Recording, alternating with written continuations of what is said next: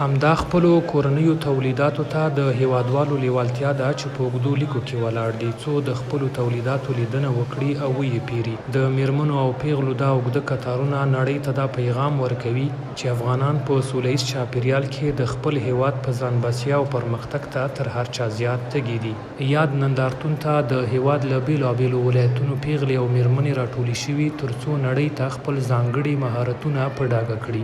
د نندارتون کې د خوړو، افغاني جامو، لاسي صنایعو او افغاني غالیو ترڅنګ نور کورني تولیدات او محصولات هم نندارې ته ایښودل شوي دي. د نندارتون کې د نارینه‌وو ترڅنګ ګڼې په سوداګریزو چارو بوختې ښځې لیدل کیږي چې خپل او یا یې د نورو ښځو لاسي تولیدات نندارې ته ایښي دي. د کابل اوسیدونکې 15 کلنه مرجان یازۍ د نندارتون له هغه ګډونوالو ده چې نورو ښځو ته یې هم کاري فرصتونه برابر کړي دي.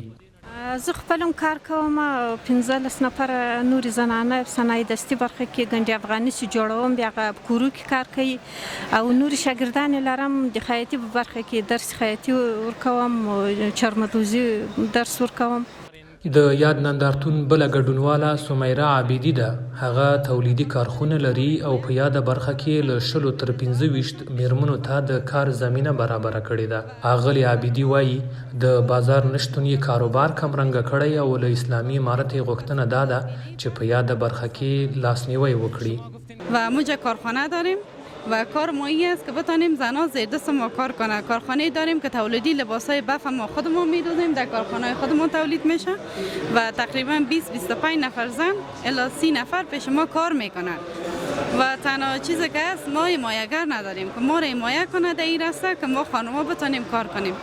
له رنګونو جوړې دا نقاشۍ بیا د منیلا حمیدي پر نوم د یوې پیغلې ګډونوالې دي. نوموړې د ساینس او ټکنالوژۍ پوهنځي محصله وه.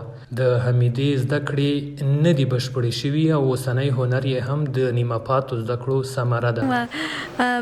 تحصیلاتم هم در رشته ساینس است که 3 سال ادامه دادم. باز ما با هنر نقاشی روی آوردیم و این نقاشی هم که میبینین بعد از امو سال دیگه شروع کردیم و تا اینجا رسوندیم. د 310 غرفو درلودونکی دا نندارتون د لرغوني کاپیسا شرکت له لوري جوړ شوی دی. د افغانستان لاسي صنایعو په وده کې د ښځو ونډه تر نارینه‌وو زیاته ده، خو هغه څه چې د افغان ښځو د پرلپسې غوښتنو سره سره بیا هم په دې برخه کې ستونزې شته، هغه بازارموندنه او مارکیټ دی. باور دا دی که د افغان ښځو لاسي صنایعو ته بازارموندنه وشي نو له یوې لورې به د بېکارۍ کچه راکمه، له بل لورې به دا صنعت نور هم وغوړېږي. نجیب الله درویش، موج نیوز، کابل.